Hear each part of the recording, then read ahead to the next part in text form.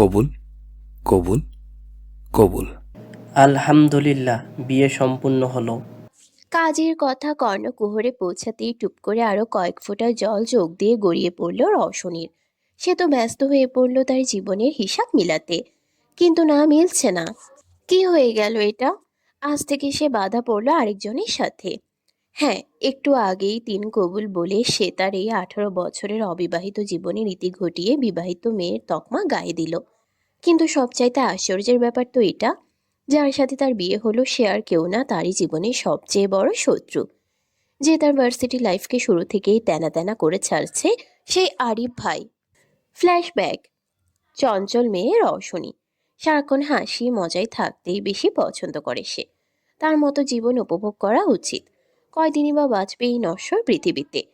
তাই জীবনের প্রতিটি মুহূর্তকেই এক্সপিরিয়েন্স করা উচিত। আজ রওশন ইউনিভার্সিটির প্রথম দিন, সে তো এই নিয়ে মহা খুশি। কোন জামা পরবে, কিভাবে সাজবে, এই নিয়ে সে ব্যস্ত। যত যাই হোক, তাকে তো আজকে সুন্দর দেখা চাই। যদি এই সৌন্দর্য দেখে কয়েকজন সিনিয়র ভাই পটে যায় তবে মন্দ হয় না। এইসব ভাবতে ভাবতেই রুমে এসে হাজির হয় তার বান্ধবী নিধি। কি রে, হলো তোর?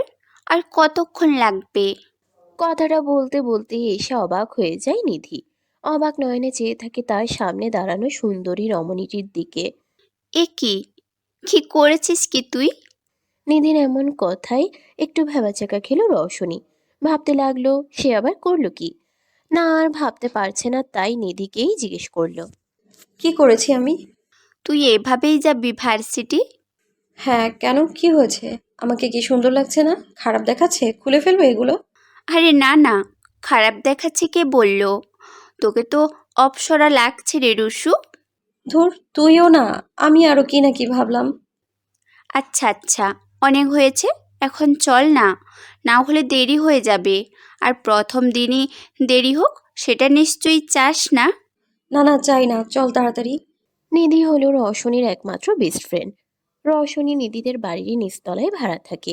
নিধিদের বাড়ি 3 তলা বিশিষ্ট। রওশনীর বাবা মা বেঁচে নেই, ছোট থাকতেই মারা যায়। যতদূর জানে, রওশনীর বাবা মা বেঁচে নেই, ছোট থাকতেই মারা যায়। যতদূর জানে তার বাবা মা ভালোবেসে বিয়ে করায় তাদেরকে কেউ মেনে নেয়নি, তাই তারা আলাদা সংসার পাতে।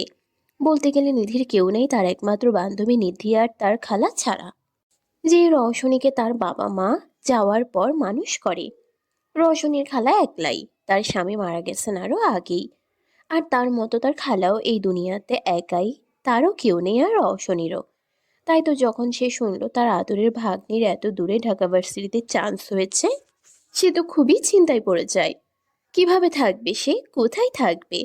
কিন্তু তার এই সব চিন্তা অবসান ঘটিয়ে নিধি তার বাসায় থাকার ব্যবস্থা করে দেয় রওশনীর। ভার্সিটিতে, ভার্সিটি গেটে দাঁড়িয়েই চোখ বড় বড় করে তাকিয়ে আছে রওশনী, আর সাথে অবাক হচ্ছে এত বড় ভার্সিটি দেখে। কি রে, এভাবেই দাঁড়িয়ে থাকার ইচ্ছে আছে নাকি তোর রুসু? ব্রুজোড়া উপরে তুলে নিধি জিজ্ঞেস করলো। না তো, আসলে আমি সৌন্দর্য উপভোগ করছিলাম। আচ্ছা চল। বলেই যেই না কিছুক্ষণের মাথায়, কিছু বুঝে ওঠার আগেই দেখে সে মাটিতে। হ্যাঁ, সে মাটিতে, কিন্তু কিভাবে? এ কে রে, এভাবে আমায় ধাক্কা দিলি? বলতে বলতেই উঠে দাঁড়িয়ে পিছনে ফিরে দেখতে নেয় যে কে ধাক্কা দিচ্ছে। একটা ছেলে বাইকে বসে আছে। গায়ে তার ব্ল্যাক টি শার্ট আর সাথে ব্ল্যাক জিন্স। হাতে অ্যাপল ব্র্যান্ডের ব্ল্যাক কালার ঘড়ি। কানে অ্যাপল ব্র্যান্ডেরই ইয়ারপডস। হেলমেটটা খুলে হাত দিয়ে সিল্কি কালো ঘন চুলগুলোকে ব্যাক ব্রাশ করলো। কিন্তু তাও অবাধ্য চুলগুলো কপালে এসে আছড়ে পড়ল। দেখতে মাত্রাতিরিক্ত সুদর্শন বলা যায়। ফর্সা মুখ, ক্লিন শেপ, সাথে ধারালো চোয়াল, একজোড়া কালো ভ্রু, তার নিচে বাদামি মণি বিশিষ্ট একজোড়া শীতল চোখ। চোখের চাহনিও শীতল হলেও এই চাহনি আর সাথে এই মনকাড়া চোখ জোড়াই যথেষ্ট যে কোনো কাউকে ঘায়েল করতে। সরু লম্বা নাক, আর তার নিচে একজোড়া পুড়ে যাওয়া ধূসর রঙের পুরুষালী ঠোঁট। সিনেমার হিরোদের থেকে কোনো অংশে কম নয় এই ছেলে। হঠাৎ ভার্সিটিতে ঢুকেই যে এমন কিছু হতে পারে সেটা বুঝতে পারেনি আরিফ।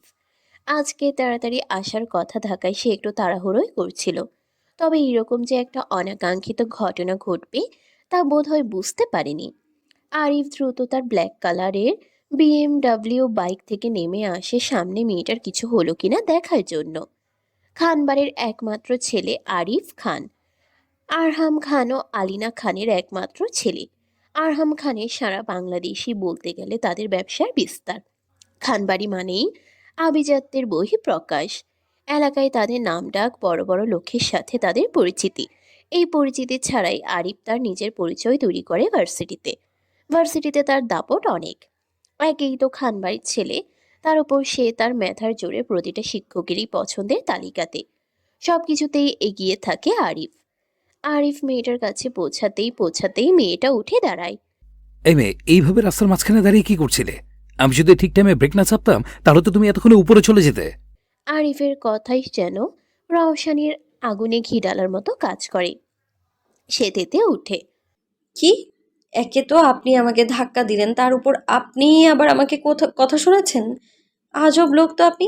ন্যূনতম ম্যানার্সটুকুও তো দেখছি আপনার নেই। একটা সরি যে বলতে হয় সেটাও জানেন না দেখছি। রওশানির কথা শুনে আরিফের রাগের পারদ ভেঙে গেল। এমনি সে খুবই বিরক্ত ছিল, তার মধ্যে রওশনির এরকম কথা শুনে সে আর নিজেকে সামলাতে পারল না। মুহূর্তেই তার মুখের অবস্থা পরিবর্তন হয়ে যায়। চোয়াল শক্ত করে চোখ লাল করে শীতল চাহনি নিক্ষেপ করে রওশানির উপর। দেখে মনে হচ্ছে এক্ষুনি খেয়ে ফেলবে। আরিফের এইরকম চাহনি দেখে রওশানি একটু ভয়ই পায়, কিন্তু সে এটা বুঝতে দিবে না। তাই সে তার আঙ্গুল উঁচিয়ে কিছু বলতে নিলেই খপ করে রওশানির আঙ্গুলটা ধরে পুরো হাতটাই ধরে নেয় আরিফ। মেয়েলি কোমল হাতটাকে একটা পুরুষালী রুক্ষ আর খড়খড়া হাত একদম শক্ত করে ধরে নিয়ে যায় টানতে টানতে। এটা দেখেই তো রওশানি চিল্লা চিল্লি করতেছে যাতে কেউ হেল্প করে, কিন্তু না, কেউ এগিয়ে আসছে না। তাই সে তার ছোট হাতটিকে এই পুরুষালী হাতের শক্ত বাঁধন থেকে মুক্ত করতে ব্যর্থ চেষ্টা চালাচ্ছে। অবশেষে না পেরে সে আরিফকেই জিজ্ঞেস করলো। আরে কি করছেন কি? আমাকে এভাবে টেনে নিয়ে কোথায় যাচ্ছেন? আরে কি হলো বলুন। আমি তো কিছু জিজ্ঞেস করছি নাকি? আপনি তো দেখি ভারী অসভ্য লোক। রওশনির অসভ্য লোক কথাটা বোধহয় আরিফের পছন্দ হয়নি। সে তার দিকে ঠান্ডা চাহনি দিয়ে বলল, কি বললে? আমি অসভ্য? আচ্ছা, তাহলে তো তোমাকে দেখানো লাগে অসভ্য লোকরা কি করে। বলেই বাঁকা হাসলো আরিফ। আরিফের কথাটা শুনে এবার সত্যিই ভয় করছে রওশনির। কি করবে লোকটা তার সাথে? এইসব ভাবতে ভাবতেই রওশনি দেখলো তারা একটা ক্লাসরুমে। ক্লাসরুমে গিয়ে রওশনিকে এক প্রকার ছুঁড়ে মারলো আরিফ। এরপর আস্তে আস্তে তার দিকে এগোতে থাকে আর বলে, কি জানি বলছিলে তুমি? আমি অসভ্য লোক? তা জানো অসভ্য লোকেরা কি করে? কথাটা বলতে বলতেই আরো কাছে চলে আসে আরিফ রওশনির। প্রথমবার এতটা কাছে কোনো ছেলে আসায় রওশনির অবস্থা পুরাই খারাপ। তাদের মধ্যে এখন সেন্টিমিটার দূরত্বও নেই। একদম শক্তিশালী মশলাদার উষ্ণ কাঠের ডিওর, সভেজ, অ্যালেক্সির পারফিউমের কড়া মন মাতানো ঘ্রাণ, সাথে ম্যানলি গন্ধ একদম মিলেমিশে মাতাল করে দিচ্ছে এমন মনে হচ্ছে রওশনির। অন্যদিকে আরিফ রওশনির সামনে ঝুঁকে তার কপালের সামনে আসা চুলগুলোকে কানের পাশে গুজে দিয়ে ডিপ আর হাস্কি টোনে বলে, কি বলো? অসভ্য লোকেরা যা করে তাই করি। বলেই একটা স্মার্ক করলো। আরিফের এরকম কথা শুনে এবার রওশনির অন্তরাত্মা কেঁপে উঠল। সে তোতলাতে তোতলাতে বলল, কি করবে না আপনি? আরে তোতলাচ্ছ কেন তুমি? আর এইভাবে ভয় পাচ্ছ কেন? আমি তো কিছু করলামই না তোমার সাথে, এতেই তোমার এই অবস্থা। তাহলে বোঝো করলে কি হতো। বলে একটা দুষ্ট হাসি দিল আরিফ। দেখুন। হ্যাঁ দেখাও, দেখার জন্যই তো এখানে এনেছি। আরে আর কথা শেষ করতে পারল না রওশনি, তার আগেই গলায় মুখ গুজে দিল আরিফ। আরিফের ভারী শ্বাস আস্তে পড়ল রওশনির গলায়। গলায় আর ঘাড়ে টুকরো টুকরো চুমু এঁকে দিল আরিফ। এরপর তার শরীরের ঘ্রাণ নিতে লাগলো আর নেশালো কণ্ঠে বলল, এই মেয়ে, কি পারফিউম ইউজ করো তুমি? এইভাবে আমাকে সিরিয়াস করতে চাইছিলে? খুব ভালো ট্রিক ছিল এটা। আর দেখো, সত্যিও হলো। Good job. এরপর নিজের থেকেই ছেড়ে দেয় আরিফ রওশনিকে। ছাড়া পেয়েই রওশনি কটমট করে তাকায় আরিফের দিকে। কিছু বলতে নিলেই আরিফ তার কথা কেটে নিয়ে নিজেই বলে, এই মেয়ে, তোমার বয়ফ্রেন্ড আছে? আরিফের এইরকম কথা শুনে রওশনি তো পুরাই অবাক। কি বলবে বুঝতেই পারতেছে না। মানে দেখো, এই লোক কি সুন্দর অধিকার বোধ নিয়ে তাকে তার বয়ফ্রেন্ডের কথা জানতে চাচ্ছে। রওশনির থেকে কোনো জবাব না পেয়ে আর রওশনীকে এভাবে চুপ করে দাঁড়িয়ে থাকতে দেখে আরিফ এবার ধমকে উঠল। কি ব্যাপার, কথা কানে যায় না? কি জিজ্ঞেস করলাম, অ্যান্সার দাও। রওশনী এবার মিনমিন করে উত্তর দেয়। না, নেই। নেই কথাটা শুনে একটা হাসির ঝলক দেখা গেল আরিফের মুখে। সে আবার বলল। তোমাকে আগে কখনো কোনো পুরুষ টাচ করেছে? আরিফ কি বলছে কিছু বুঝতে না পেরে রওশনী আরিফকে জিজ্ঞেস করলো। মানে? রওশনীর কথায় আরিফ একটা দীর্ঘশ্বাস ফেলে বলল। মানে কেউ কি তোমায় আমার মতো এত গভীরভাবে স্পর্শ করেছে? এইবারে আরিফের কথায় রওশনী বুঝতে পারল সে কি বলতে চাচ্ছে। কিছুক্ষণ আগের ঘটনা মনে পড়তেই লজ্জায় লাল হয়ে গেল। লাল আভা ছড়িয়ে পড়ে তার গলে। রওশনীকে লজ্জায় লাল হয়ে যেতে দেখে মুচকি হাসল আরিফ। কিন্তু তার তো প্রশ্নের উত্তর জানতে হবে, তাই তার নিজের সেই গম্ভীর ভাব বজায় রেখে রাশভারী আওয়াজে বলল। আর লজ্জা পেতে হবে না, এখন আমার প্রশ্নের উত্তর দাও। আরিফের প্রশ্নের জবাবে রওশনী এবার আস্তে আস্তে বলল। না, কেউ করেনি। গুড। আর শোনো, যেহেতু আমি আমার জিনিসকে টাচ করেছি, তাই আর কেউ যেন এই জিনিসে হাতও না দেয়। দিলে প্রথমে সেই জিনিসটার অবস্থা খারাপ করব, আর তারপর যে করবে তাকে দুনিয়া থেকে মুছে দেব। আমার জিনিস আমি সিল মেরে গেলাম, কেউ যেন এই সিল না ভাঙে। যদি কেউ এই সিল ভাঙার চেষ্টাও করে তো তোমার খবর আছে। আই রিপিট, আমি প্রথম পুরুষ তোমাকে টাচ করেছি, আমি শেষ পুরুষ যে তোমাকে টাচ করবে। কথাটা মাথায় ঢুকিয়ে নাও, মাইন্ড ইট। কথাগুলো বলি আর এক মুহূর্তও না দাঁড়িয়ে ধূপধাপ পা ফেলে প্রস্থান করলো আরিফ। আরিফ চলে যেতেই তার যাওয়ার দিকে আহাম্মকের মতো চেয়ে থাকলো রওশনী। সবকিছু তার মাথার উপর দিয়ে গেল, তাই আর কিছু ভাবতে না পেরে সেও এই জায়গা থেকে চলে গেল। সেই ক্লাসরুমের ঘটনার পর কেটে যায় 3 দিন। এই 3 দিনে আর একবারও ভার্সিটি চোখাট পাড়ায়নি রওশনী। তবে আজকে আর না গিয়ে পারবে না বোধ হয়, কারণ সেই সকাল সকাল এসে নিধি ঘাটি গেড়েছে তার রুমে। তার মানে তুই আমাকে না নিয়ে এখান থেকে যাবি না? এই পণ করেই এসেছিস না? কথা বলতে বলতে বিরক্তিসূচক দৃষ্টিতে তাকালো রওশনী নিধির দিকে। রওশনীর বিরক্তিভাব বুঝেও নিধির কোনো ভাবান্তর ঘটতে দেখা গেল না। সে দ্বিগুণ বিরক্তি নিয়ে রওশনীকে বলল। তাড়াতাড়ি রেডি হ তো তুই, এমনি অনেক দেরি হয়ে গেছে। তার মানে তুই ঠিকই করে নিয়েছিস, আমাকে নিয়েই যাবি? হ্যাঁ, তুই একদম ঠিক ধরেছিস। আর তুইও বা কেমন বল তো? সেই যে ফার্স্ট দিন গেছিস আর একবারও যাসনি। আজকে তোকে নিয়ে তবেই আমি যাব। আর তাছাড়া কিছুদিনের মধ্যেই তো নবীনবরণ অনুষ্ঠান। আমি তো নবীনবরণ নিয়ে খুবই এক্সাইটেড, এবং এটাও জানি তুইও এক্সাইটেড। তাই তাড়াতাড়ি চল তো, কলেজে গিয়ে তো আবার জানতে হবে সব কিছুর খবর। কি কি প্রোগ্রাম আছে সেগুলো দেখেও তো নাম লেখাতে হবে নাকি? নবীন বরণের কথা শুনে রওশনী এবার যেতে রাজি হলো। আসলেই সে এই নবীন বরণ নিয়ে অনেক কিছু ভেবে রেখেছিল। কলেজে যখন নবীন বরণে গিয়েছিল সে খুবই হতাশ হয়েছিল। কিন্তু যখন সে জানতে পারলো ভার্সিটির নবীন বরণ অনেক সুন্দর হয়, তখন সে এটার জন্য কত কি ভেবে রেখেছিল। কিছুক্ষণের মধ্যেই রওশনী রেডি হয়ে আসলো। খয়েরি রঙের গোল জামা, সাথে কালো রঙের পায়জামা এবং ম্যাচিং করে কালো ওড়না পরেছে। চুলগুলোকে ফ্রান্স বেনি করে এক সাইডে রেখেছে। কপালে বেবি চুলগুলো এসে পড়েছে। ফর্সা গোলগাল মুখ, কি মায়াবী দেখতে। রওশনীকে দেখে নিধি পুরো হা করে তাকিয়ে আছে আর ভাবতে থাকে এই মেয়ে এত সুন্দর কেন। সিম্পল ড্রেস আপ, কিন্তু তাও দেখো কি সুন্দর লাগছে। অনেক মেয়ে থাকে না, যাই পড়ুক সবকিছুতেই মানায়। এই মেয়ে হলো সেই লোক। নিধিকে এভাবে নিজের দিকে তাকিয়ে থাকতে দেখে লিপ গ্লোস দিতে দিতেই রওশনী জিজ্ঞেস করলো। কিরে, কি হলো কি? হ্যাঁ, এইভাবে হাঁ করে তাকিয়ে আছিস কেন? মশা ঢুকবে তো। রওশনীর কথায় ভাবনার জগৎ থেকে বেরিয়ে আসে নিধি আর বলে। রুশু, তুই এত সুন্দর কেন রে? আমি যদি ছেলে হতাম তাহলে তোরেই বিয়ে করতাম। ইস, আমার একটা ভাই থাকলে তোরে আমি আমার ভাবি বানাইয়া নিজের কাছে রেখে দিতাম। আফসোস করে কথাটা বলল নিধি। নিধির কথা শুনে রওশনী হেসে বলল। হয়েছে হয়েছে, এবার থাম। আর এখন বুঝি তোর দেরি হচ্ছে না? হ্যাঁ হ্যাঁ, হচ্ছে তো, চল চল। এরপর তারা ভার্সিটির জন্য বেরিয়ে যায়। ভার্সিটিতে আজকে যদি এই মেয়ে না আসে তাহলে যে কি হাল করবো এই মেয়ের ভাবতেও পারছে না।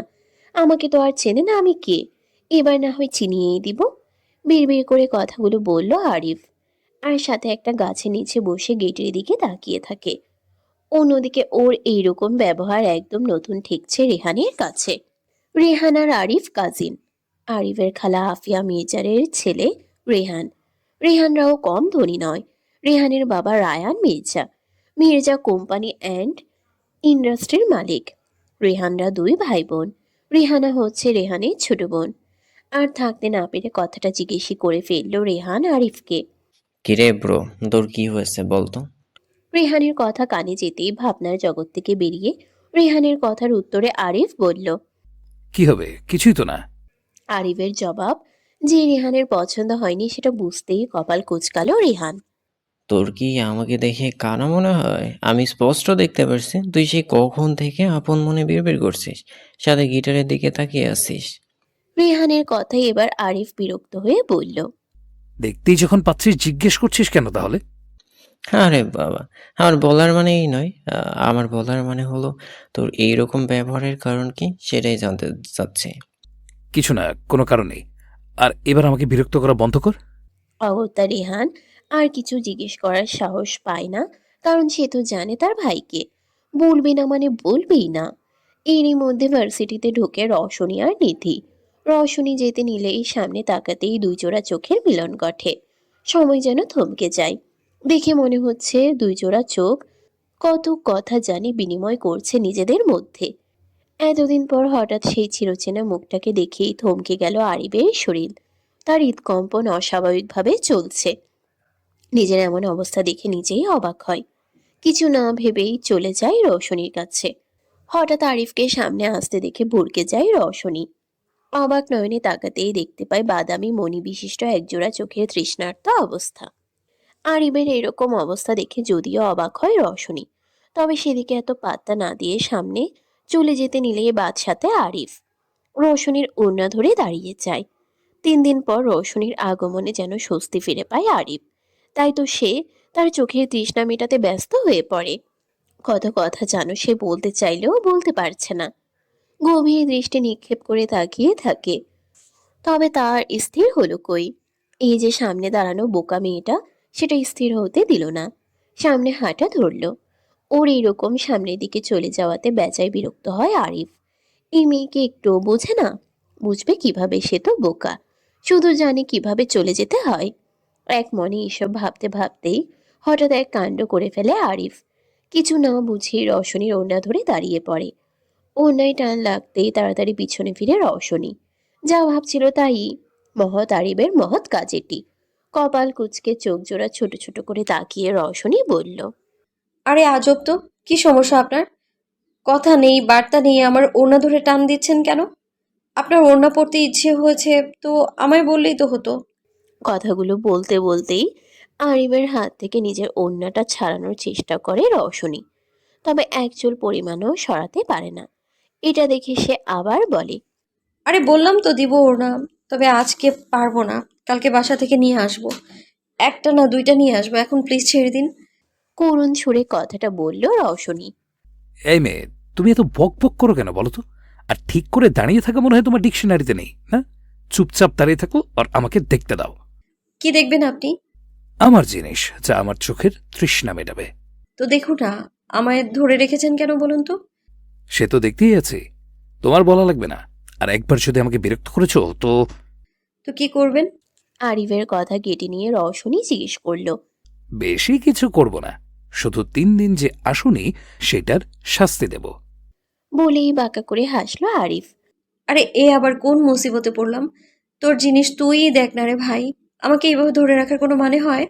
মনে মনে কথাগুলো বললেও মুখে কিছু বলতে পারে না রওশনি, কারণ ওই যে আরিফের শাস্তি। রওশনিকে চুপ হয়ে যেতে দেখে আরিফ নিজেই এবার রওশনির ওড়না ছেড়ে দিয়ে রওশনিকে উদ্দেশ্য করে জিজ্ঞেস করে।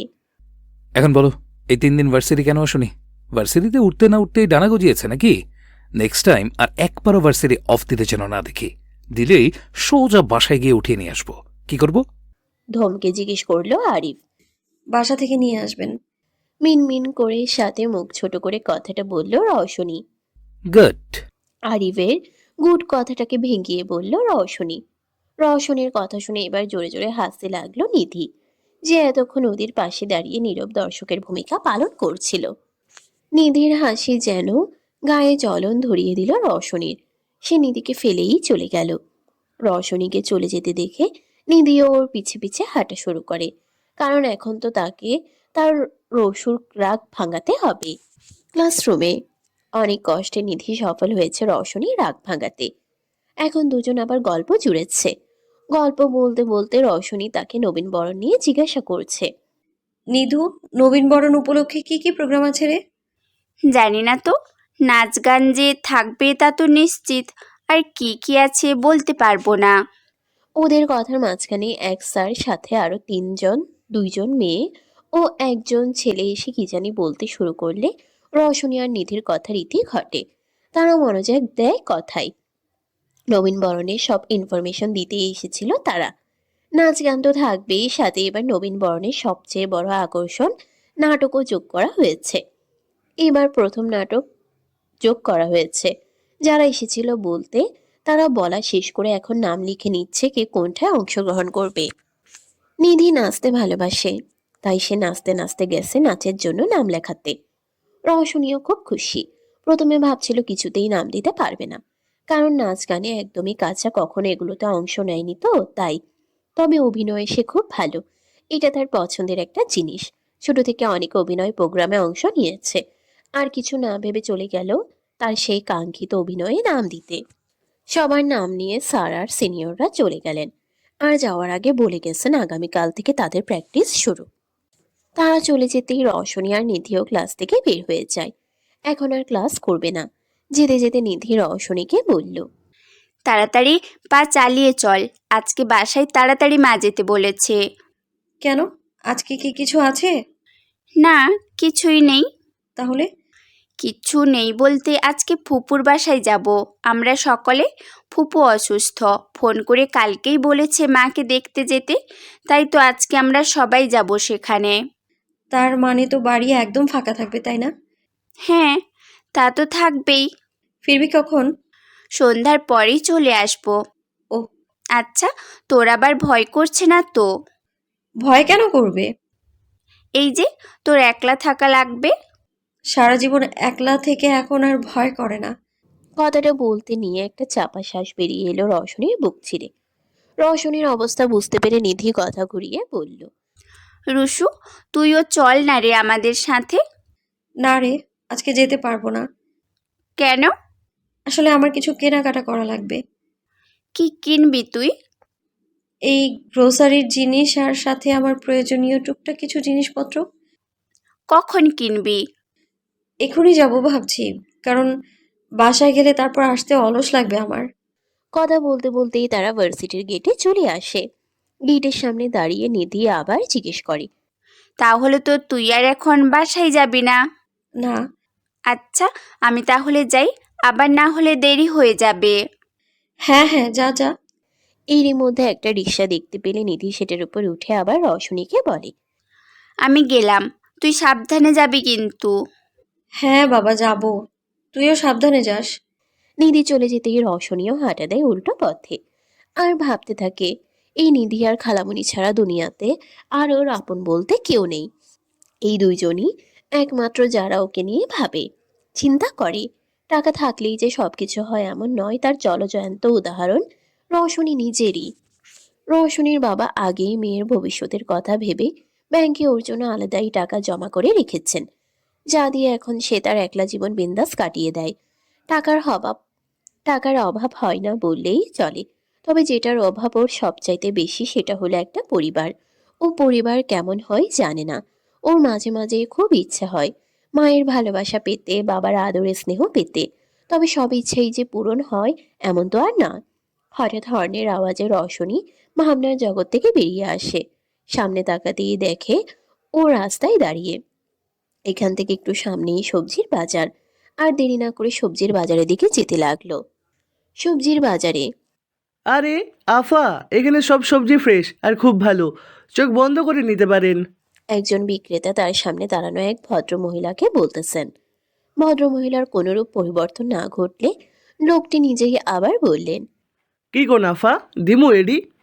এইবার ভদ্রমহিলা মুখ খুললেন। আরে রাখো মিয়া, তোমার দেওয়া দিই। আগে আমাকে ভালো করে দেখতে তো দাও, কোনটা নিব? মহিলার কথা শুনে লোকটা এবার চুপসে গেলেন। তা দেখে মহিলাটি বললেন। এখন বলো এটা কত টাকা কিলো? তাৎক্ষণিক লোকটা বলে উঠল। 80 টাকা কিলো।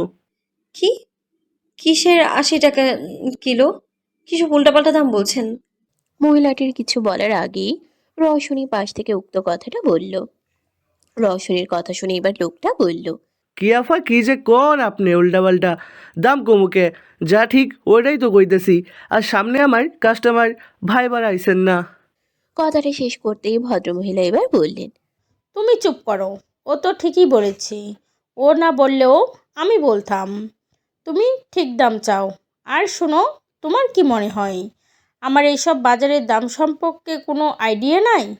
তাহলে শুনে রাখো, আমি সব কিছুর সম্পর্কেই জানি। ভদ্রমহিলার কথা শুনে এবার আর দোকানদার কিছুই বলতে পারল না। সঠিক দাম বলে। সবজি সব কিনে পাশের মেয়েটিকে ধন্যবাদ দেওয়ার আশায় পাশে তাকাতেই দেখে মেয়েটি নেই। অগত্যা নিরাশ হয়ে চলে যেতে নিলে সামনে দেখে বাজার দিয়ে বের হচ্ছে মেয়েটি। আর কিছু না ভেবেই দ্রুত মেয়েটির কাছে যেতে নেয় ভদ্রমহিলাটি। এই মেয়ে শোনো। পিছন থেকে কারো ডাক শুনে পিছন ফিরে তাকায় রওশনী। কিছুক্ষণ আগের ভদ্রমহিলাকে দেখতে পেয়ে তার উদ্দেশ্য জিজ্ঞাসা করিল। জি, আপনি কি আমায় ডাকছেন? প্রত্যুত্তরে মহিলাটি বলল। হ্যাঁ, তোমাকেই বলছি। এরপর রওশনীর কাছে গিয়ে রওশনীকে বলল। আমরা কি কিছুক্ষণ কথা বলতে পারি? না করবে না? অগত্যা রওশনী আর না করতে পারল না। হ্যাঁ সূচক মাথা নাড়ল। রওশনীর সম্মতি পেয়ে মহিলাটির খুশি আর দেখে কে রেস্টুরেন্টে। হাই, আমি আলিনা, আলিনা খান।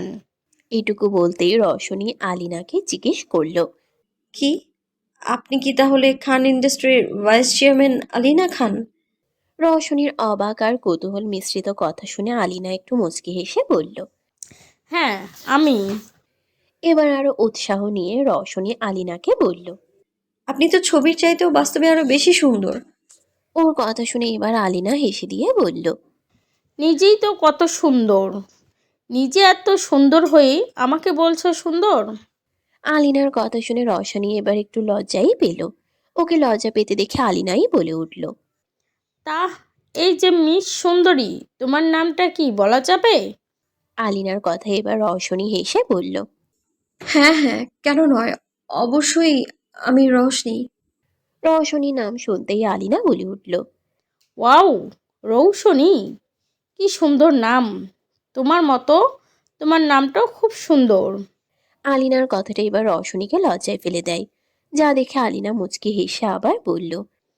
আমার তোমাকে খুব মনে ধরেছে। তুমি খুব মিষ্টি একটা মেয়ে, রৌশনী। আলিনার কথা শুনে রওশনী এবার তার দিকে তাকালো। অফ হোয়াইট রঙের একটা শাড়ি পরা, চুলগুলোকে নিচু করে খোপা করা, আর কিছু চুল দুই সাইড দিয়ে বের করা। এক হাতে ব্র্যান্ডের ঘড়ি, আরেক হাতে একটা ব্রেসলেট, দেখিয়ে বোঝা যাচ্ছে স্বর্ণের। কি সুন্দর পরিপাটি লোক। যে কেউ দেখলেই বলে দিবে তার ফ্যাশন সেন্স কতটা সুন্দর। ফ্যাশন সেন্সের কথা মনে পড়তেই আরেকটা নাম ভেসে উঠল চক্ষু স্পটে। সে আর কেউ না, আরিফ। আরিফের নামটা শুনেছিল ক্লাসের মেয়েদের কাছ থেকে, তবে পুরো নাম কি জানে না, আর জানার দরকারও নেই। আলিনার দিকে হা করে তাকিয়ে থেকে এগুলো ভাবছিল রওশনী। রওশনীকে এভাবে ওর দিকে তাকিয়ে থাকতে দেখে আলিনা বলল। কি হয়েছে, এভাবে কি দেখছো? আলিনার প্রশ্নে কিছুটা অপ্রস্তুত হয়ে গেলেও নিজেকে স্বাভাবিক করে আলিনার উদ্দেশ্যে কৌতূহল নিয়ে প্রশ্ন করল রওশনী। আচ্ছা, আপনি তো এত বড় মাপের একজন বিজনেস উইমেন, তাহলে আপনার কি এমন দরকার পড়লো যে আপনি সবজি বাজারে নিজে এসেছেন বাজার করতে? রওশনীর আগ্রহ দেখে আবারও হাসলো আলিনা। তারপর বলল। কেন, বিজনেস করি বলে কি বাজার করতে পারবো না? না, তা কেন হবে? আমি আসলে বলতে চেয়েছি যে বড়লোক মানুষরা তো বাজারে আসে না ওইরকম, মানে। রওশনী আর তার কথা শেষ করতে পারল না। তার আগেই আলিনা বলল। বড়লোক দেখে যে সাধারণ লাইফ লিড করতে পারবো না, সেই রকম তো কথাও নেই। আর তার চাইতে বড় কথা, আমি নিজের কাজ নিজে করতে পছন্দ করি। অন্যের ওপর নির্ভরশীল আমার মোটেও ভালো লাগে না। যখন আমার সামর্থ্য আছে, আমি কেন অন্যদের দিয়ে করাবো? এইটুকু বলেই থামলো। দেখলো রওশনী ওর কথা মনোযোগ দিয়ে শুনছে, তাই সে আবার বলা শুরু করলো। আমার ফ্যামিলিতে আমরা সবাই কাজ ভাগ করে করি। যেমন রান্নার ব্যাপারটাই ধরো, আমি 3 দিন আর তোমার আঙ্কেল 3 দিন করে। আর যদি কাজ করার জন্য লোক আছে তবুও আমরা চেষ্টা করি কিছু করার। হঠাৎ রওশনী বলে উঠল। সপ্তাহ তো 7 দিন, আপনারা দুজন 3 দিন 3 দিন 6 দিন রান্না করলে বাকি একদিন কে করে? ও, বাকি একদিন ওইটা আমার ছেলে করে। কি বলবো তোমায়, এত সুন্দর ওর রান্না, একবার খেলে আবার খেতে চাইবে। এবার অবাকের শেষ পর্যায়ে চলে যায় রওশনী। অবাকের সুরে প্রশ্ন করে। আপনার ছেলেও আছে? আলিনা এবার শব্দ করেই হেসে দিয়ে বলল। ওমা, কেন থাকবে না, আমার ছেলে আছে। ও এবার ঢাকা বিশ্ববিদ্যালয়ের শেষ বর্ষের ছাত্র। কি, আমাদের ভার্সিটিতেই পড়ে? মনে মনে কথাটা বললেও মুখে অন্য কথা বলল রওশনী। আপনার এত বড় একটা ছেলেও আছে, তাও আপনি এত ইয়াং আর ফিট কি করে? ফিট তো আমাকে থাকতেই হবে রৌশনী। একটা সুন্দর হাসি দিয়ে কথাটা বলল আলিনা। আলিনার কথার বিপরীতে কিছু বলতে নিলেই রওশনীকে থামিয়ে দিয়ে আলিনাই আবারও বলে। ও, আরও কোনো কথা নয় এখানে, চলো আমার সাথে। চলো? হ্যাঁ চলো। কিন্তু কোথায়? আমার বাসায়। কিন্তু কেন কিন্তু নয়, আমি তোমাকে অনুরোধ করছি না, বরং অর্ডার করছি। আলিনার কথার উপর আর কোনো কিছু বলতে পারল না রওশনী, তাই সে যেতে রাজি হয়ে গেল। আর এমনিতেও নিধিরাকেও বাসায় নেই, তাকে একলাই থাকতে হতো। একলা থাকা আছে, না হয় আলিনার সাথেই যাওয়া ভালো। কথাগুলো ভাবতে ভাবতেই তারা আলিনার গাড়ির সামনে এসে পড়ে। সামনে দাঁড়ানো আলিনার কালো রঙের গাড়িটি দেখে আবারও আরিফের কথা মনে পড়ল রওশনীর। আরিফেরও তো কালো রঙেরই বাইক আছে। আজকে এই ছেলের সাথে এত মিল খুঁজে পাচ্ছে কেন কিছুই বুঝতেছে না রওশনী। তারপর আলিনা আর আরিফের চেহারাও মিল পাচ্ছে বলে মনে হচ্ছে। গাড়িতে উঠে বসতেই আলিনা দেখে গাড়ির দরজায় দাঁড়িয়ে আবার রওশনী ধ্যানে পড়েছে। মেয়েটা কি এত ভাবে সারাক্ষণ, বলতে বলতেই রওশনীকে ডাক দিল আলিনা। এই রৌশনী, কি হয়েছে, এভাবে দাঁড়িয়ে আছো কেন? তাড়াতাড়ি এসো। আলিনার ডাকে সম্বিত ফিরে রওশনী সে তার ভাবনা বাদ দিয়ে বলল। এই তো আসছি আন্টি। বলেই গাড়িতে গিয়ে বসল। খান বাড়িতে আলিনাদের গাড়ি এসে থামলো খান বাড়িতে। গাড়ি থেকে নেমে সামনে তাকাতেই রওশনীর চোয়াল ঝুলে পড়ার মতো অবস্থা। মনে মনে বলল। এটা বাড়ি না অন্য কিছু, এত বড় এত সুন্দর। রওশনীর ভাবনার মধ্যে আলিনা এসে হাজির। রওশনীকে উদ্দেশ্য করে বলল। চলো ভেতরে চলো। রওশনীও কথা না বলে তার সাথে হাঁটতে লাগলো আর মুগ্ধ হচ্ছিল। বিশাল এক বাড়ি। হুম, বাড়ি নয়, এই যেন এক রাজপ্রাসাদ। বাড়িটার চারপাশে প্রাচীর দেয়া। মেইন গেট দিয়ে অনেকখানি দূরে বাড়িটা। মেইন গেট দিয়ে বাড়ি পর্যন্ত যাওয়ার জন্য একটা রাস্তাও আছে। রাস্তার চারপাশে ছোট ছোট ঘাস। বাড়িটার সামনেই বলতে অল্প সামনে একটা জলের ফোয়ারাও আছে। এরই মধ্যে তারা ভিতরে চলে আসলো। ভিতরে পা রাখতে আরেক দফা মুগ্ধ হলো রওশনী। বাইরে থেকে যতটা সুন্দর, ভিতর থেকে আরো সুন্দর। ড্রয়িং রুম আর ডাইনিং একসাথে। টিভিতে যেরকম বড়লোক বাড়িগুলো দেখায় না, ওই রকম। ড্রয়িং রুমের মাঝখান দিয়ে উপরে উঠে সিঁড়ি চলে যায়। এইরকমই ঘুরে ঘুরে রওশনী যখন দেখতেছিল, তখনই আলিনা তাকে ডাক দিল। রৌশনী, বাইরে থেকে এসেছো, যাও ফ্রেশ হয়ে এসো। আলিনার কথা শুনে রওশনীও ভাবল আসলে ফ্রেশ হওয়া দরকার। তাই কথা না বাড়িয়ে সামনে যেতে কয়েক কদম গিয়ে আবার থেমে পিছনে ফিরল রওশনী। রওশনীর এভাবে পিছনে আসতে দেখে ভ্রুকুচকে আলিনা তাকে জিজ্ঞেস করলো। কি ব্যাপার, কি হয়েছে? আসলে ওয়াশরুমটা কোথায় বলে একটু ভালো হতো আর কি। রওশনীর কথা শুনে আলিনা এবার নিজের উপর নিজেই বিরক্ত হয়ে বলল।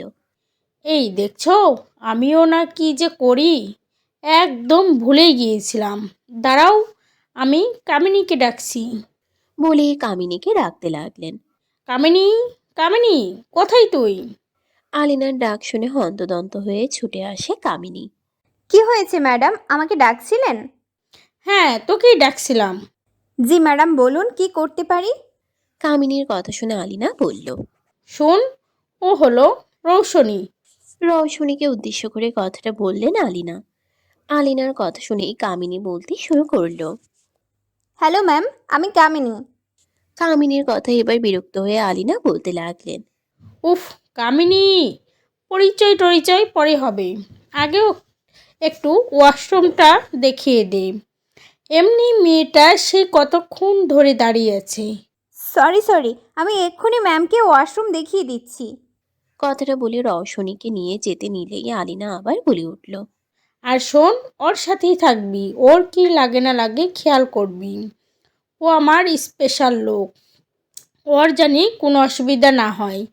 কোনো অসুবিধা যদি হয় তাহলে তোর খবর আছে। আরে ম্যাডাম, কি যে বলেন, আপনি নিশ্চিন্ত থাকুন, ম্যামের সম্পূর্ণ খেয়াল রাখবো আমি। গুড। বলে আলিনা আর দাঁড়ালেন না, চলে গেলেন সেখান থেকে। আলিনা চলে যেতেই রওশনীকে নিয়ে কামিনীও হাঁটা দিল ওয়াশরুম দেখানোর জন্য। কামিনী আর রওশনী হাঁটছিল, তখন কামিনী রওশনীকে জিজ্ঞেস করলো। ম্যাম যদি কিছু মনে না করেন, তাহলে কি আমি আপনাকে কিছু জিজ্ঞেস করতে পারি? কেন নয়, শিওর, জিজ্ঞেস করো তুমি কি জানতে চাও। তবে আমার একটা শর্ত আছে। কি শর্ত? তুমি এই ম্যাম ম্যাম ডাকা বন্ধ করবে। কিন্তু কোনো কিন্তু নয়। তাছাড়া আমার আর তোমার বয়স ব্যবধান বেশিও নয়, তাই আপু বলতে আমি কোনো অসুবিধা দেখছি না। সুতরাং আপু বলেই ডাকবে, বুঝেছো? হ্যাঁ, বুঝছি। তাহলে বলো আপু। আপু, এইবার ঠিক আছে? বলে একটা মিষ্টি হাসি দিল কামিনী মেয়েটি। মেয়েটির হাসি দেখে রওশনী এবার কামিনীর দিকে তাকালো। চিপচাপ গড়নের একটা মেয়ে, গায়ের রং উজ্জ্বল শ্যামলা, মুখটা দেখতে এত মায়াবী। পরনে ছিল হালকা হলুদ রঙের কামিজ, সাথে অফ হোয়াইট রঙের পায়জামা ওড়না। সিম্পল বেনি, বেবি হেয়ারগুলো এদিক সেদিক পড়ে আছে। কি সুন্দর তাকে লাগছে সে কি জানে। এইসব ভাবনার মধ্যেই কামিনী ডাক দেয় রওশনীকে। আপু, ওয়াশরুম চলে এসেছে, আপনি যান, ফ্রেশ হয়ে আসুন। কামিনীর কথায় হুঁশ ফিরলে সে কামিনীকে বলল। ও হ্যাঁ, আমি তাহলে ফ্রেশ হয়ে আসি। আপু, ভিতরেই সব রাখা আছে, তাও যদি আপনার কোনো কিছু লাগে আমাকে বলুন। কামিনীর কথায় রওশনী ভিতরে উকি দিয়ে দেখলো প্রয়োজনীয় জিনিস ছাড়াও আরো অনেক জিনিস আছে। সে ভাবলো বড়লোকি ব্যাপার তো, তাই সবকিছুই বাড়তি বাড়তি আনা। আর কিছু না ভেবে কামিনীকে বলল। না, আর কিছু লাগবে না, এখানে সব আছে। এরপর কামিনী সেখান থেকে চলে আসে রান্নাঘরে আলিনাকে সাহায্য করার জন্য। কামিনীকে দেখে আলিনা ওকে জিজ্ঞেস করলো। কিরে রৌশনীকে সব কিছু দেখিয়ে এসেছিস তো? ওর কোনো অসুবিধা হয়নি তো? না ম্যাডাম, আমি সব কিছু দেখিয়ে এসেছি, তার কোনো অসুবিধা হচ্ছে না। খুব ভালো। এখন এই সবজিগুলোকে একটু ধুয়ে দে তো। আলিনার কথা মতো কামিনীও কাজ করতে লাগলো। তখনই আবার হঠাৎ আলিনা কামিনীকে জিজ্ঞেস করলো। আচ্ছা কামিনী, তোর রৌশনীকে কেমন লেগেছে? কাকে? ওই আপুকে? আপু, একটু আগেও তো ম্যাম ম্যাম বলছিলি। আরে আর বললেন না ম্যাডাম, তাকে ম্যাম বলায় সে তো খুবই রাগ, আমাকে আপু বলিয়েই ছাড়ছে, আর বলছে তাকে আপু বলেই যেন ডাকি। ও তাই নাকি?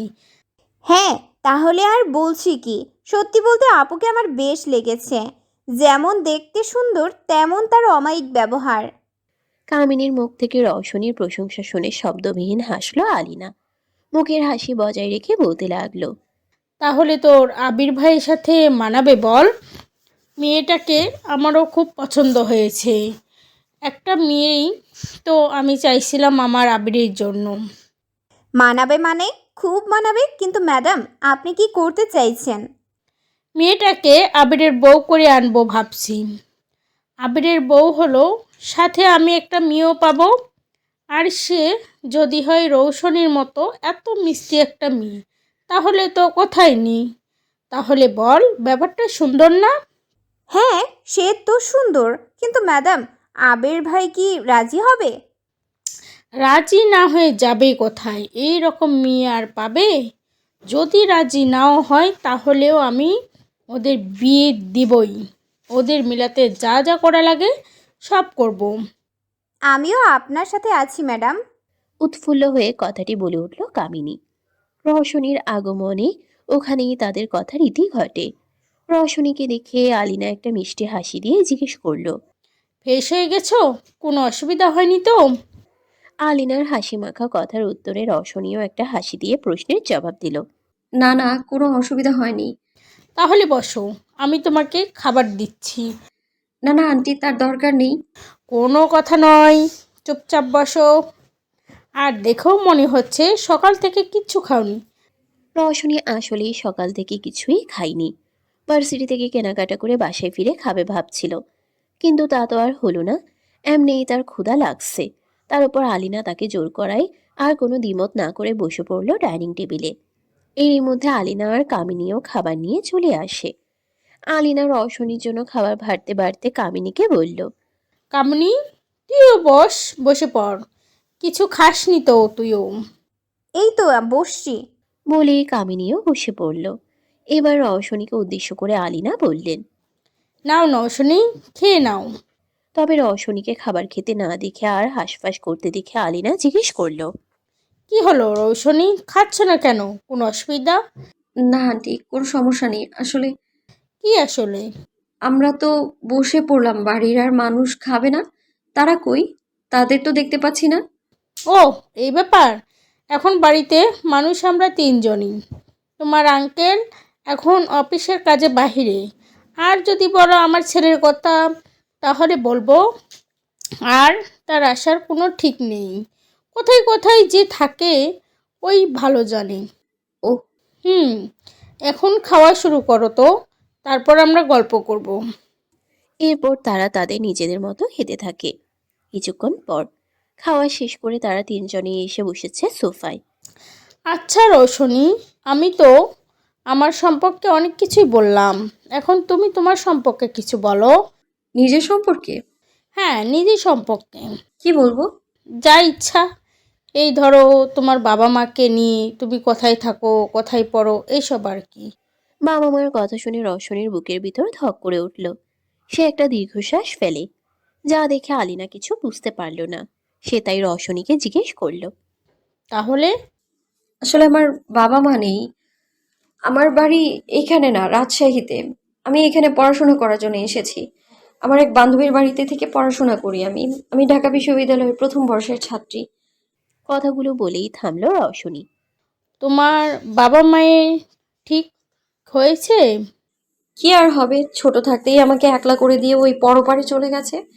মা বাবার ভালোবাসা কেমন হয় তা জানতেই দিল না, একা করে দিয়ে ফাঁকি দিয়ে চলে গেল।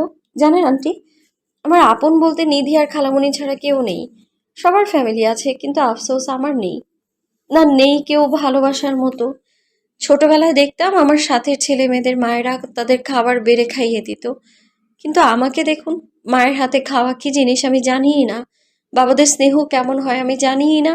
জানবো কি করে? কখনো তো এইসব পাইনি আমি।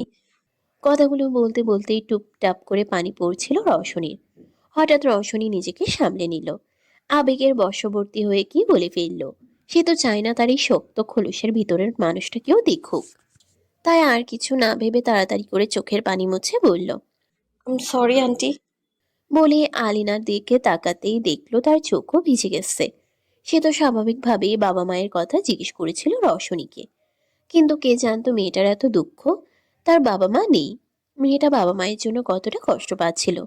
রওশনীর কথাগুলো যেন আলিনার বুকে গিয়ে লাগলো। চোখ দুটো অজান্তেই ভিজে গেল।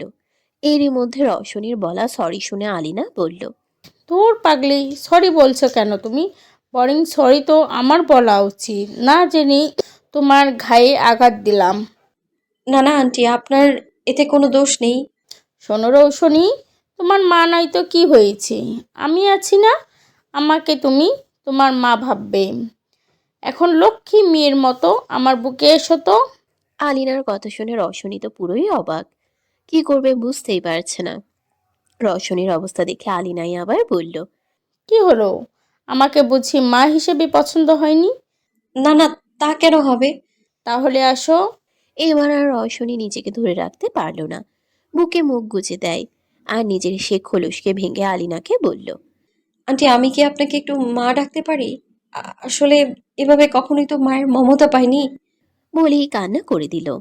আলিনাও কান্না করতে করতেই বলল, কেন নয় আমার সোনা, তুমি আমাকে এবার থেকে মা বলেই ডাকবে। এভাবেই চলতে থাকে এক মা আর মেয়ের কান্না, তাদের ভালোবাসার মুহূর্ত। তাদের এইরকম অবস্থার সাক্ষী হয়ে কামিনী নামের মেয়েটিরও চোখ ভিজে ওঠে।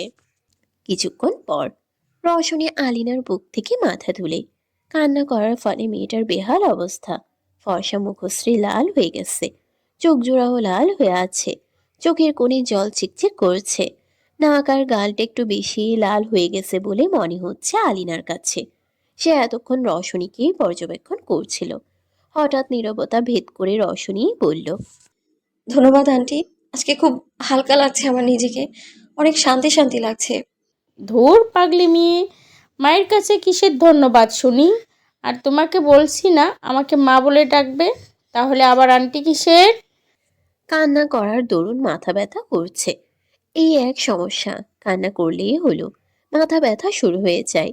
এটা কি কোনো কথা? আজব সব। এখন সে কান্নাও করতে পারবে না। এগুলোই ভাবছিল, তার মধ্যে আলিনার হঠাৎ কথায় ভাবনার ঘোর থেকে বের হয়ে আলিনার দিকে তাকালো। সে যত দেখে তত মুগ্ধ হয় তার সামনে বসা ভদ্র মহিলাটিকে দেখে। এত ভালো মানুষও আজকাল হয়? কি সুন্দর অমায়িক তার ব্যবহার! তা না হলে এত তাড়াতাড়ি তার মতো একটা মেয়েকে কি সুন্দর আপন করে নিল। এখন আর আলিনার সামনে অস্বস্তি লাগে না, কেমন জানি আপন মনে হয়। নিঃসংকোচে সবকিছু বলা যায় এমন মনে হয়।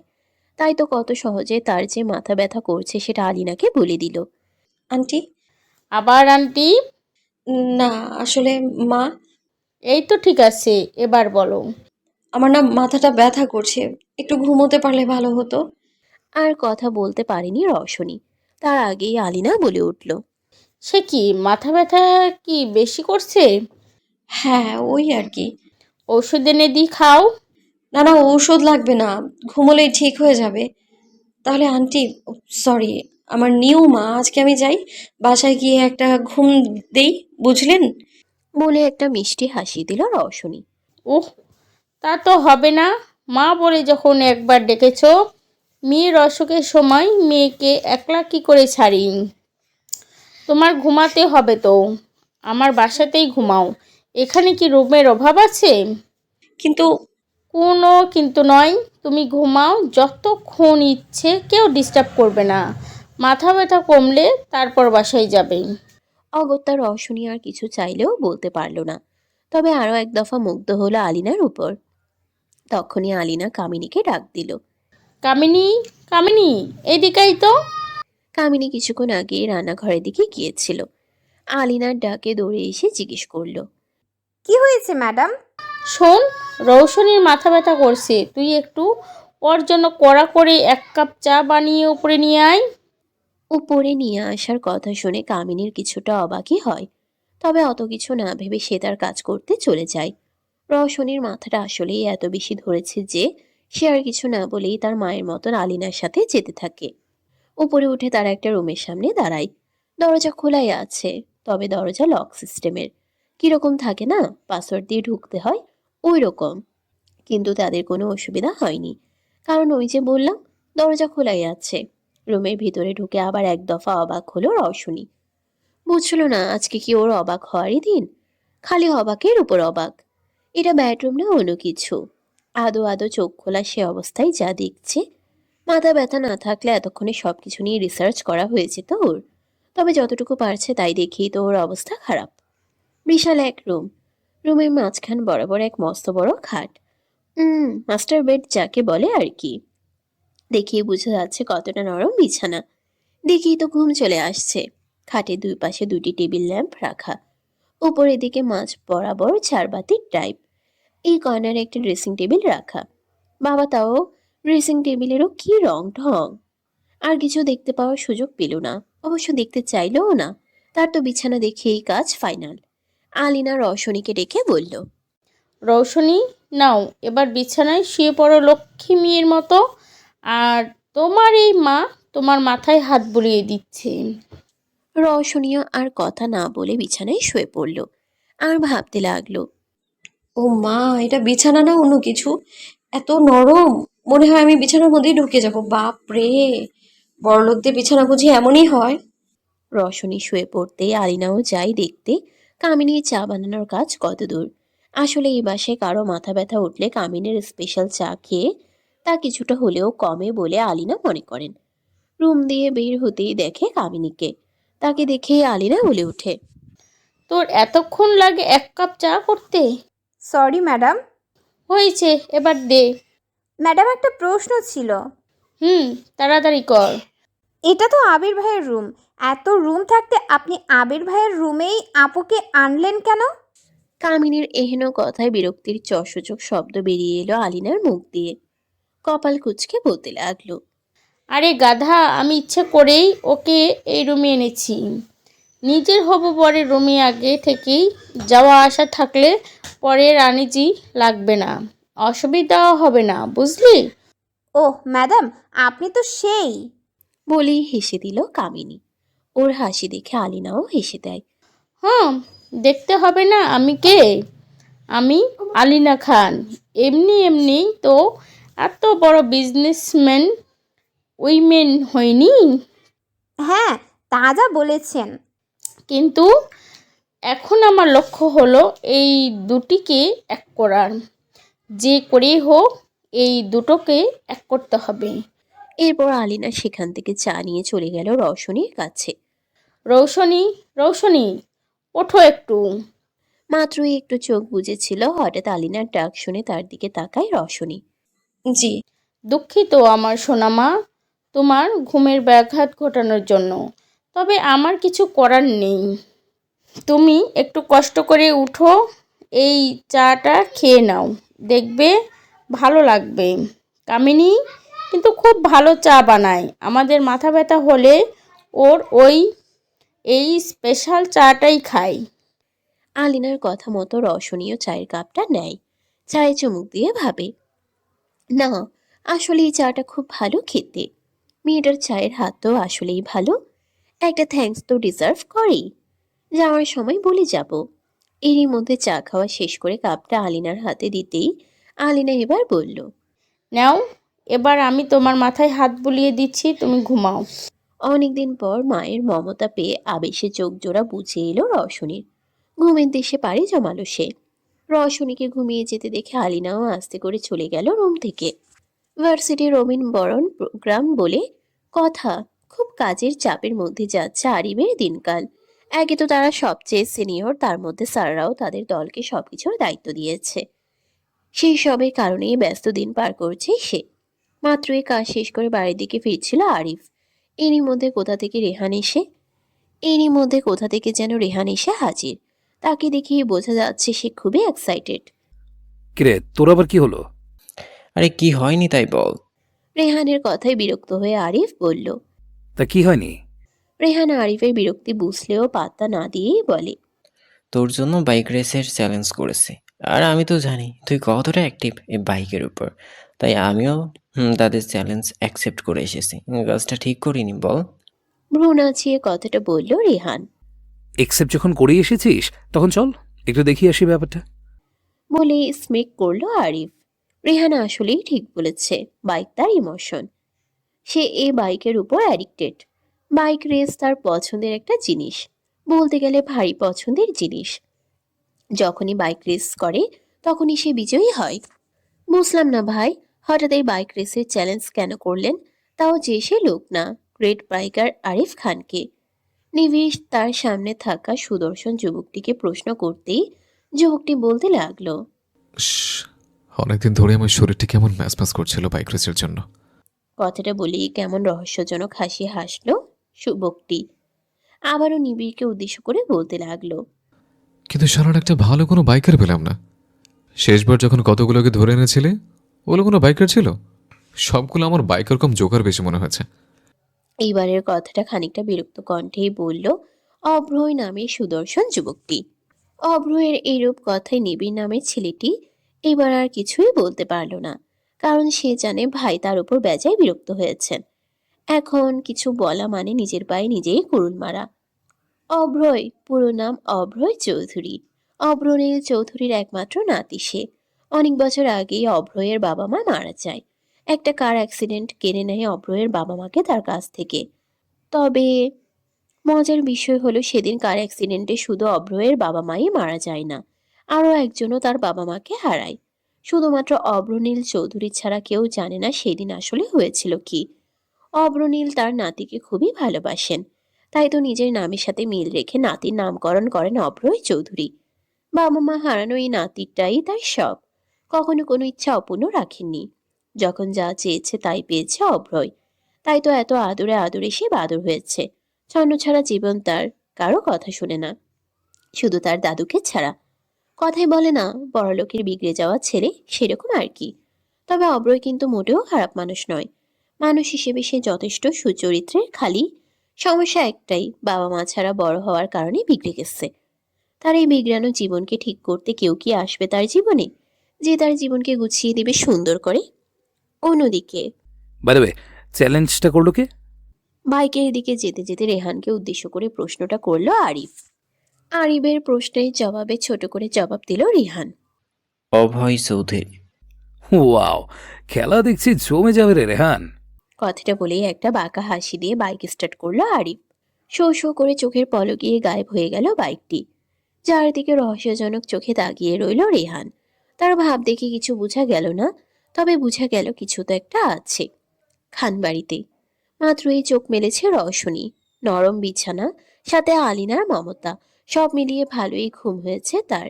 শোয়া থেকে উঠে বসে আড়মোড়া ভেঙে যেই না ঘড়ির দিকে নজর যায় অমনি লাফিয়ে ওঠে। সময় দেখে চক্ষু চারক গাছ। এত সময় নিয়ে সে ঘুমিয়েছিল? 5টা বেজে গেছে। মাথা ব্যথা এখন আর নেই। তাড়াতাড়ি উঠে পড়ে রওশনী। নিজেকে ঠিক করে নিচে নেমে আসে। নিচে নামতেই দেখে ড্রয়িং রুমের সোফায় বসে কিসব ফাইল দেখছে আলিনা। তাকে দেখিয়ে রওশনী ডাক দিল। আমার নিউ আম্মাজান। অফিসের কিছু ফাইল চেক করতে বসেছিলেন আলিনা। হঠাৎ এইরকম সম্বোধনে নিজের চোখের কালো ফ্রেমে চশমাটা ঠিক করে মাথাটা উপরে তুলে দৃষ্টিপাত করতেই দেখলেন একটা মিষ্টি হাসি দিয়ে মিষ্টি একটা মেয়ে দাঁড়িয়ে আছে। ঘুমের কারণে চোখ দুটো ফুলে আছে হালকা। দুই পাশের গাল দুটোতে হালকা লাল আভা দেখা যাচ্ছে।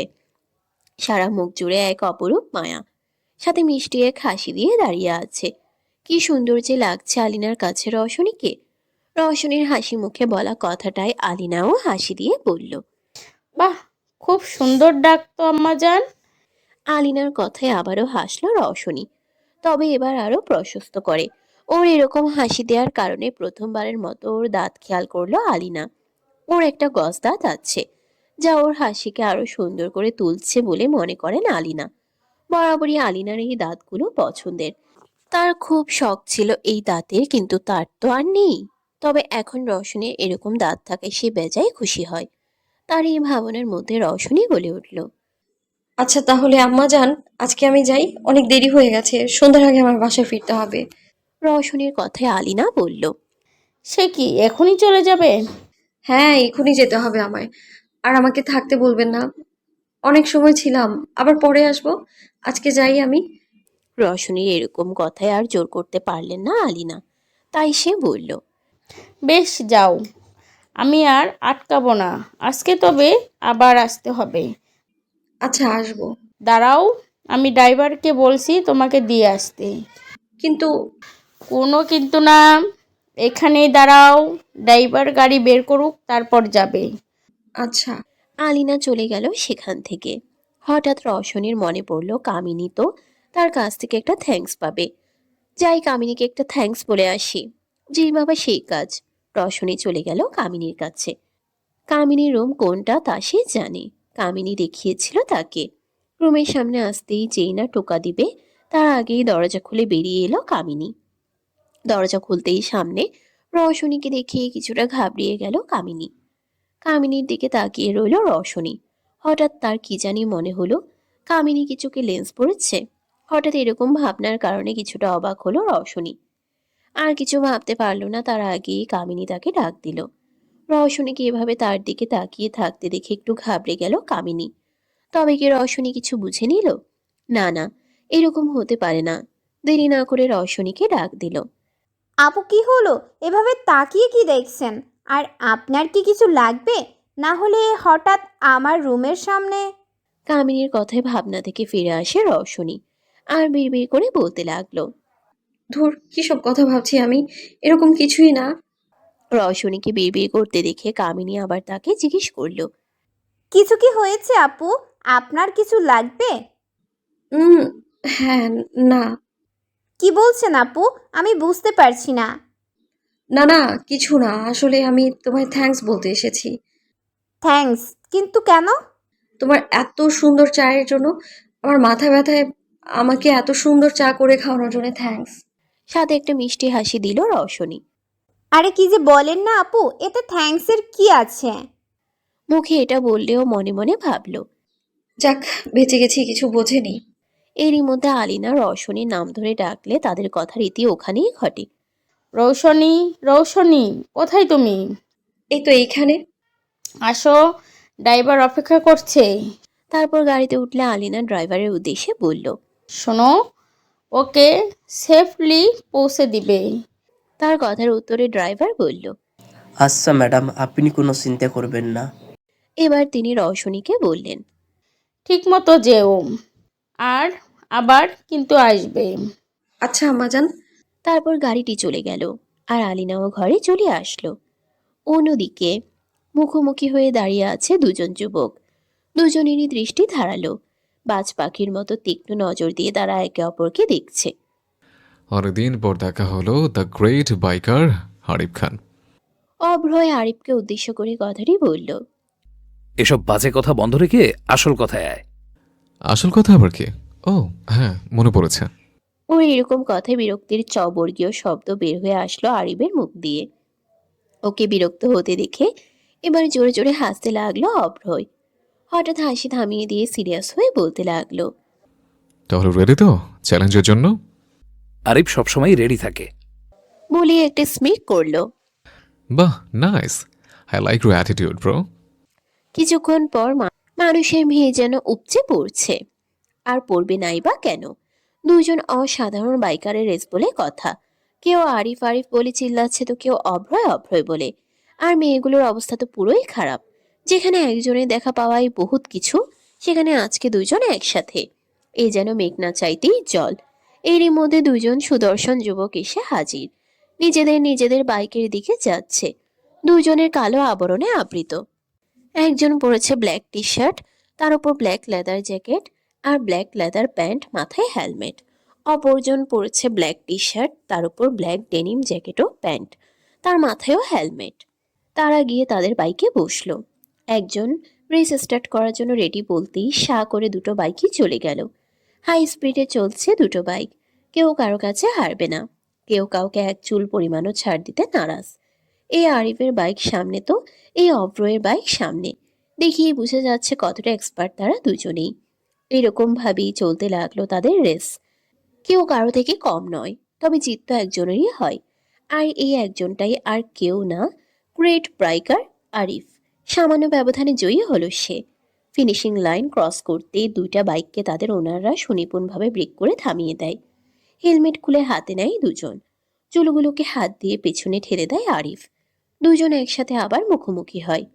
এবার আরিফ সামান্য একটু হেসে অভ্রয়কে বলতে থাকে। কেমন লাগলো হারার ফিলিংস? এবার তুই জিতেছিস, পরের বার আমি জিতব। সেটা তোর স্বপ্নেই হতে পারে। বলেই চলে যেতে নিলে অভ্রয় ওর কাঁধে হাত রাখে। হঠাৎ অভ্রয়কে নিজের কাঁধে হাত রাখতে দেখে তার দিকে শীতল চাহনি নিক্ষেপ করে জিজ্ঞেস করলো। কি হয়েছে? থ্যাঙ্কস। ব্রু উঁচিয়ে জিজ্ঞেস করলো আরিফ। আজকে তোর জন্য শুধুমাত্র বাইক রেসের মজা পেলাম। এতদিন অনেক রেস করেছে, সারাটা একটা তো রেস রেস ফিল আসলো না, কিন্তু আজকে আমাকে সেই ফিল দিলি, তাই থ্যাঙ্কস। নেক্সট টাইম আবারও রেডি থাকিস রেসের জন্য। But why? Arif always ready থাকে সব কিছুর জন্য। এরপর তারা চলে গেল নিজেদের নিজেদের গন্তব্যে, খানবাড়ি। রেস শেষ করে সবেমাত্র বাড়ি ফিরল আরিফ। কলিং বেল বাজালে আলিনা এসে দরজা খুলে দেয়। মাকে দেখেই জড়িয়ে ধরল। তবে তাকে নিজের থেকে দূরে সরাতে সরাতে আলিনা বলল। উফ, একদম আমাকে ধরবে না তুমি। ওকে। বলেই চলে যেতে নিলে আলিনা তার কান টেনে ধরে। এতে আরিফ বলে ওঠে। হোয়াট হ্যাপেন মম? কান ধরে টানছো কেন? বেশ করেছি, কোথায় ছিল এতক্ষণ? বাইক রেসে। আলিনা এবার কিছু বলতে নিলে আরিফ বলল। উফ মা, আমি অনেক টায়ার্ড, এখন আর আমি কোনো কথা শুনতে চাই না। বলে হনহনিয়ে চলে গেল সে। আর তার যাওয়ার দিকে তাকিয়ে একটা দীর্ঘশ্বাস ছাড়লো আলিনা। উপরে উঠে নিজের রুমে পা রাখতেই থমকে গেল আরিফ। তার কেন জানি মনে হচ্ছে তার রুমে কেউ এসেছিল। কে এসেছিল? হঠাৎ বিছানার দিকে চোখ যেতেই আর কিছু ভাবতে পারল না আরিফ। পুরো মাথাটা গরম হয়ে যায়। কেউ তার রুমে আসা তার একদম পছন্দ না, তাই তো সে কাউকেই তার রুমে ঢুকতে দেয় না, সব সময় রুম লক করে রাখে। কিন্তু আজকে বোধহয় তাড়াহুড়োয় ভুলে গেছিল, আর সেই সুযোগটাই যে কেউ নিবে এটা ভাবতেও পারছে না। বিছানার এরকম অবস্থা তাকে স্পষ্ট জানাচ্ছে যে তার রুমে কেউ এসেছিল, তার বিছানায় কেউ বসেছিল। ব্যাস, আর কিছু না ভেবেই ডাকতে লাগলো। মম, মম, কোথায় তুমি? কামিনী, এই কামিনী, স্টুপিড! এখন কেউ আসছে না। রাগে গজগজ করতে করতে রুমে ঢুকলো আরিফ। তখনই কামিনী এসে হাজির হয়। হাঁপাতে হাঁপাতে বলতে লাগলো। ভাইয়া কি হয়েছে? আপনার কি কিছু লাগবে? কামিনীর এই কথাটা যেন আগুনে ঘি ঢালার কাজ করলো। গর্জে উঠল আরিফ, রাগী গলায় বলল। এতক্ষণ ধরে যে ডাকছিলাম, কোথায় ছিলি? আর আমি নিষেধ করেছি না আমার রুমে কেউ না আসতে? কই, কেউ তো আসেনি ভাইয়া। তাহলে এগুলো কি? বিছানার দিকে ইশারা করে বলল আরিফ। এবার জিহবাই কামড় দিয়ে আমতা আমতা করে কামিনী বলতে লাগলো। ইয়ে মানে আসলে ভাইয়া। হয়েছে, থাম। আর মানে আসলে নকলে করতে হবে না। মম কোথায় সেটা বল। নিজের রাগকে সংযত করে কথাটা বলল আরিফ। ম্যাডাম তো বাসায় নেই, একটু আগেই বের হয়েছে। কামিনীর কথাটা বোধহয় আরিফের পছন্দ হলো না। সে চিল্লিয়ে বলতে লাগলো। এক্ষুনি এগুলোকে ঠিক কর। বেডশিট চেঞ্জ কর অ্যাজ সুন অ্যাজ পসিবল। আমি ফ্রেশ হয়ে এসে যেন দেখি সব ঠিকঠাক। বলেই ধূপধাপ পা ফেলে চলে গেল আরিফ। আরিফ চলে যাওয়ার দিকে তাকিয়ে কামিনী স্বস্তি নিঃশ্বাস ছাড়ল। বেডশিট চেঞ্জ করার জন্য পা বাড়াতে যাবে অমনি তার হাতের মুঠোফোনটা বেজে উঠলে কে ফোন করেছে দেখতেই মুহূর্তেই তার মুখের আদল পাল্টে গেল। সিরিয়াস হয়ে গেল সে। ফোনটা রিসিভ করতেই উল্টো দিকে হাঁটা দিল সে। ওয়াশরুম থেকে ফ্রেশ হয়ে বেরিয়ে আসতেই বিছানার একই রকম অবস্থা দেখে রাগটা যেন মাথা চাড়া দিয়ে উঠল আরিফের। রাগে গজগজ করতে করতে বিছানা সব ফেলে দিতে লাগলো। বালিশটা হাতে নিতেই রাগ যেন উড়ে গেল। আনমনেই বালিশটা গিয়ে ঠেকলো তার নাকের কাছে। লম্বা শ্বাস নিয়ে বালিশের ঘ্রাণ নিতে লাগলো। আবিষে চোখ জোড়া বন্ধ করে মুখ দিয়ে শুধু একটা কথাই আওড়ায়। সুবাসময়ী। ফোনে কথা বলতে বলতে খেয়ালই ছিল না কামিনীর। দ্রুত হাঁটতে লাগলো সে। ভয় করছে তার। আজ সে শেষ। সে কখন বলেছে বেডশিট চেঞ্জ করতে, এখন কতক্ষণ সময় চলে গেল। এইসবই বিড়বিড় করতে করতে রুমে এসে দেখে আরিফ বালিশ নিয়ে চোখ বুজে দাঁড়িয়ে আছে। ব্যাস হয়ে গেল, আজকে তুই শেষ কামিনী। কথাগুলো মনে মনে আরিফকে উদ্দেশ্য করে অন্য কথা বলল। ভাইয়া সরি, আসলে একটা ফোন এসেছিল তো তাই আর কি। আর এরকম হবে না, আপনি টেনশন করবেন না, আমি এক্ষুনি সব ঠিক করে দিচ্ছি। হ্যাঁ, এটা আমার সুবাসময়ীর ঘ্রাণ। আমি ওর ঘ্রাণ কখনোই ভুলতে পারবো না। কথাগুলো মনে মনে বলে আরিফকে উদ্দেশ্য করে অন্য কথা বলল। এসব ভাবছিল আরিফ, তার মধ্যেই কামিনীর কথা শুনে তার দিকে শীতল দৃষ্টি নিক্ষেপ করল। আরিফের শীতল চাহনি দেখে কামিনী ভেবেই নিয়েছিল যে আজ আর তার রক্ষা নাই। কিন্তু তাকে সম্পূর্ণ ভুল প্রমাণিত করে দিয়ে আরিফ বলল। তার আর দরকার নেই, কোনো চেঞ্জ করতে হবে না তোকে। কিন্তু আমি বলেছি না মানে না। আর আমার এই বেডশিট জানি না তোলা হয়, এটাকে টাচও করবি না। এখন এখান থেকে যা। আরিফের কথাই যেন কামিনী অবাকের চরম শীর্ষে পৌঁছে গেল। এই তো একটু আগেই বলল চেঞ্জ করতে, এখন বলছে বেডশিট জানি টাচও না করি। অদ্ভুত লোক তো। এগুলো ভাবছিল, হঠাৎ আরিফ ডাক দিল। দাঁড়া। জি ভাইয়া। আজকে আমাদের বাসায় কি কোনো মেয়ে এসেছিল? কেন ভাইয়া? তোকে যেটা জিজ্ঞেস করলাম সেটার অ্যান্সার দে। জি এসেছিল। আমার রুমে এসেছিল? আসলে হ্যাঁ মানে না। তুই কি আমার ধৈর্যের পরীক্ষা নিচ্ছিস? শীতল কণ্ঠে বলা আরিফের কথাই এবার কামিনী সব বলে দিল গড়গড় করে।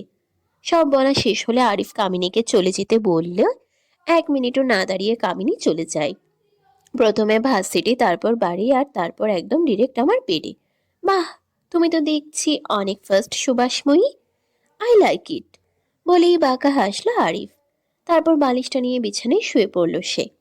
পরদিন ভার্সিটিতে রশনি আর নিধি কথা বলতে বলতে হাঁটছিল। হঠাৎ নিধি তার পায়ের সাথে পা বেঁধে পড়ে গেল। ভয়ে চোখ বন্ধ করে ফেলল নিধি। কি ব্যাপার? পড়লাম কিন্তু ব্যথা পেলাম না কেন? আর পড়েছি আমি, চিৎকার আরেকজন করছে কেন?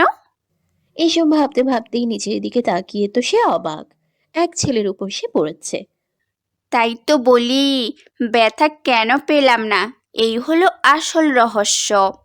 ফুরফুরে মেজাজে ভার্সিটি এসেছে রিহান। গুনগুন করে গান গাইতে গাইতে হাঁটছিল সে। হঠাৎ পিঠের উপর মনে হলো কেউ এসে পড়েছে। ব্যথায় চিল্লিয়ে বলতে লাগলো, ও বাবা গো মা গো, এই কোন আটার বস্তা আমার উপরে পড়লে? কি? এই কি বললি তুই? আটার বস্তা কে রে? হুম? তেতে উঠে কথাটা বলল নিধি। কে আবার তুই? এখন ওঠ হাতির বাচ্চা, তোর জন্য এই নিষ্প্রাপ্ত সকালে অক্কা পাবে মনে হচ্ছে। একে তো তাকে আটার বস্তা বললো, তার উপর হাতির বাচ্চা, না আর মেনে নেওয়া যায় না। ভেবেই ফুঁসে উঠে বলল, তোদের মতো ছেলেদের অক্কা পাওয়া উচিত। আমার মতো স্লিম একটা মেয়েকে বলে কিনা হাতির বাচ্চা। হুঁ। আমার উপর থেকে উঠে তারপর ঝগড়া করিস আমার মা। রেহানের এরূপ কথায় নিধি এবার উঠে পড়ল। নিধি উঠতেই রেহান উঠে দাঁড়িয়ে পিছনে ফিরল নিধির মুখোমুখি। বাপরে, খাও কি? এত ওজন কেন? রেহানের কোনো কথাই যেন নিধির কান দিয়ে ঢুকছে না। সে তো এক দৃষ্টিতে রেহানের দিকেই তাকিয়ে আছে। অলিভ গ্রিন কালারের শার্টের সাথে ওভারসাইজড প্যান্ট, হাতে ঘড়ি পড়েছে, কার্ল হেয়ার, লম্বা নাক আর তার নিচে একজোড়া সিগারেট খাওয়া ঠোঁট। উফ, এতেই শ্যামলা বর্ণের যুবকটিকে যা লাগছে না। খুঁটিয়ে দেখছিল রেহানকে নিধি। তার মধ্যেই রেহানের ধমকে হুঁশ ফিরে তার। এতক্ষণ ধরে তো ঝগড়া চলছিল, হঠাৎ এরকম অদ্ভুতভাবে নিজের দিকে তাকিয়ে থাকতে দেখে একটু ভেবাচেকা খায় রেহান। তাই এবার ধমকে ওঠে, এই মেয়ে, কি হয়েছে? এভাবে তাকিয়ে কি দেখছো? কি আর দেখবো, আপনাকেই তো দেখছি। কথা না বলে আর এক সেকেন্ডও সময় নষ্ট না করে রওশনীর হাত ধরে সেখান থেকে চলে যায় নিধি। নিধির এইরকম কথা আর আচরণে বেচারা রেহান পুরো আহাম্মক বনে যায়। কিরে, তুই এইভাবে দাঁড়িয়ে আছিস কেন? রেহানকে ওইরকম ভাবে দাঁড়িয়ে থাকতে দেখে আরিফ কথাটা জিজ্ঞেস করলো। ওর কাঁধে হাত রেখে আবার বলল, কিরে বল। কিছুই না রে ইয়ার। তুই বোধহয় ভুলে গেছিস আমি কে। ভ্রুকুচকে বলল আরিফ। ফুঁস করে একটা শ্বাস ছেড়ে সব ঘটনা খুলে বলল রেহান। সে কিরে, কি বলিস? এত কিছু হয়ে গেল? আরিফকে হাসতে দেখে বিরক্ত হয়ে বলল, হ্যাঁ হ্যাঁ, হাস, ভালো করে হেসে নে। আমারও সময় আসবে, তখন আমিও তোকে দেখে আসবো। ওকে ব্রো, হাসিস তুই। এখন চল, কত কাজ আছে আমাদের। নবীন বরণের সব কাজের দায়িত্ব কিন্তু আমাদের। হুম।